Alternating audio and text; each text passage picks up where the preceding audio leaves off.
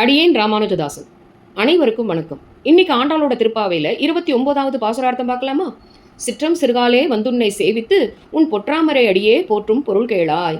இன்று வரை ஆண்டாள் தன்னை ஆய்ச்சி பெண்ணாக பாவித்து பாடிய பாசுரங்கள்ல இன்றைக்கு கடைசி பாசுரம். நேற்று அறிவொன்றும் இல்லாத ஆயர்குள்ள பெண்களாகிய எங்களை குறைவொன்றும் இல்லாத கோவிந்தா, நீ உன் திருவடிகளை எங்களுக்கு தந்தருளி எங்களை ஆசிர்வதிக்க பிரார்த்தித்த ஆண்டாள் இன்று சிற்றம் சிறுகாலேயே நீராடி உன் திருவடியை போற்ற வந்தோம். நாங்கள் எதன் பொருட்டு வந்தோம் என்பதை நீ கேட்டு அதை எங்களுக்கு தந்துருள வேண்டும் என்கிறாள். பெற்ற மேய்த்துண்ணும் குலத்தை பிறந்து குற்றையவள் எங்களே கொள்ளாமல் போகாது. நாங்கள் மாடு மேய்க்கும் குலத்தில் பிறந்தவர்கள்தானே இவர்கள் என்று எங்களை நீ தள்ளுதல் கூடாது. நாங்கள் அறியாமல் பல தவறுகள் செய்திருக்கிறோம். அவற்றை மன்னித்து எங்களையும் உன் அடியார்க்கு அடியார்க்கு அடியார்க்கு அடியானாக ஏற்க வேண்டும். இற்றை பறைகொள்வான் அன்றுகான் கோவிந்தா, எற்றைக்கும் ஏழேழ் பிறவிக்கும் உந்தனோடு உற்றோமே ஆவோம். உனக்கே நாம் ஆட்செய்வோம். எத்தனை பிறவி எடுத்தாலும் உனக்கே நாங்கள் ஆட்செய்ய வேண்டும்.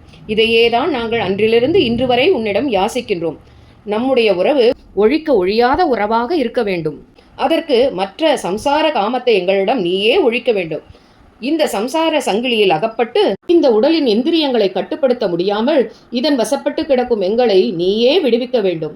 மற்ற நம் காமங்களை உன்னை தவிர யார் எங்களிடமிருந்து போக்குவார்கள்? யாருக்கும் அந்த சக்தி கிடையாது. நாங்கள் உன்னிடம் உன்னையே யாசித்து வந்தோம். எங்களை ஏற்றுக்கொள் கண்ணா, பிறவியிலிருந்து விடுவிப்பாயாக கண்ணா என்று சரணாகதியை நமக்காக ஆண்டாள் நாம் எப்படியெல்லாம் எம்பெருமானை கேட்க வேண்டும், அவனிடம் எப்படி நடந்து கொள்ள வேண்டும் என்ற வழிமுறைகளை நடந்தும் சொல்லியும் இருக்கும் ஆண்டாளின் வழியை பின்பற்றி அவனிடம் அவனையே நாமும் பிரார்த்திப்போம். நாளை முடிவாக ஆண்டாள் தான் ஆண்டாளாக பாடிய பாசுரத்தை பார்ப்போம்.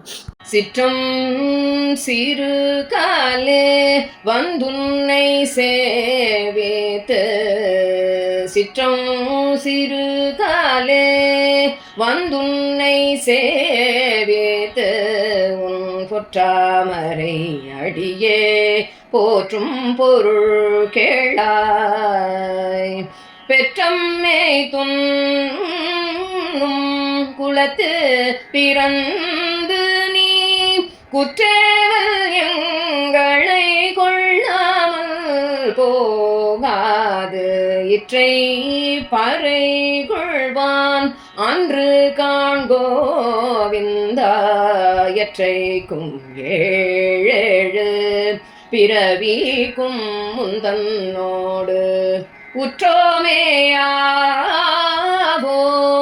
உனக்கே நாம் ஆட்சிவோம். மற்றை